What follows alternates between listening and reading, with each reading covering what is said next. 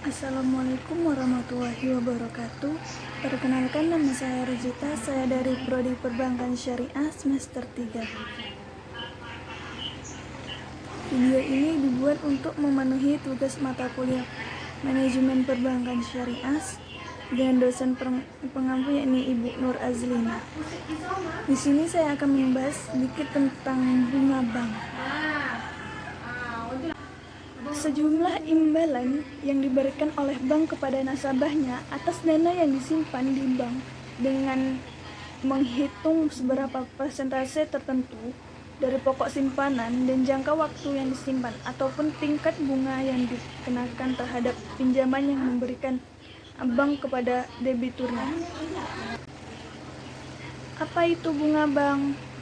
Bunga bank adalah biaya yang diberikan saat membayar jasa atau pinjaman uang yang diberikan oleh bank dalam periode tertentu. Bunga ditentukan melalui persentase dari jumlah simpanan atau pinjaman kita kepada bank. Bunga bank sendiri terbagi atas suku kredit dan suku bunga tabungan. Suku bunga kredit merupakan harga tertentu yang harus dibayarkan nasabah kepada bank sebagai balas jasa atas pinjaman yang diperoleh. Sementara suku bunga tabungan adalah jumlah tertentu yang dibayarkan oleh bank kepada nasabah sebagai balas jasa atau simpanan yang dilakukan. Dalam dunia perbankan, jenis suku bunga bank diperinci lagi menjadi 5 jenis yang berbeda, yakni yang pertama, suku bunga tetap adalah suku bunga sifatnya tetap, tidak akan berubah sampai jangka waktu tertentu atau sesuai dengan tanggal jatuh tempo yang telah ditentukan. Yang kedua, suku bunga ngambang adalah bahwa suku bunga akan terus berubah mengikuti suku bunga di pasaran.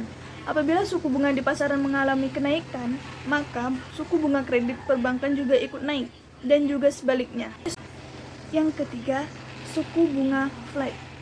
Suku bunga ini yang caranya menghitungnya mengacu pada jumlah pokok pinjaman awal untuk setiap prodi cicilan. Suku bunga ini biasanya digunakan untuk kredit jangka pendek. Dan yang keempat, suku bunga efektif. Yakni adalah suku bunga yang dianggap lebih adil untuk nasabah karena dihasilkan dari penghitungan jumlah sisa jumlah pokok pinjaman tiap bulannya seiring dengan menyusutnya utang dan yang telah dibayarkan. Semakin sedikit jumlah pokok pinjaman, maka semakin sedikit pula suku bunga yang harus dibayarkan. Dan yang kelima adalah suku bunga anuitas, adalah suku bunga yang metode penghitungannya dilakukan untuk mengatur jumlah angsuran pokok yang ditambah dengan angsuran bunga yang dibayar sama setiap bulannya. Fungsi dan manfaat bunga bank. Bunga bank sendiri memiliki manfaatnya tersendiri bagi bank. Bunga berfungsi sebagai sumber pendapatan. Misalnya, saat bank menawarkan bantuan dalam bentuk kredit yang dapat dipinjam dengan syarat dan ketentuan berlaku bagi nasabah, kredit yang dipinjamkan nantinya dibayarkan kembali ke bank dengan angsuran setiap bulan ditambah dengan suku bunga yang disepakati oleh kedua belah pihak. Sementara bagi nasabah sendiri, bunga bank memiliki manfaat untuk menambah dana nasabah. Bank memerlukan nasabah untuk menghimpun dana. Nasabah menyimpan dana dalam bentuk deposito. Bank biasanya memberikan bunga kepada nasabah sebagai tambahan jika saldo yang terdapat di dalam rekening lebih dari 500.000. Dan sementara untuk deposito, ada pilihan di mana penyimpanan dana yang dilakukan oleh nasabah bisa diambil sesuai dengan pilihan deposito berjangka. Keuntungannya adalah nasabah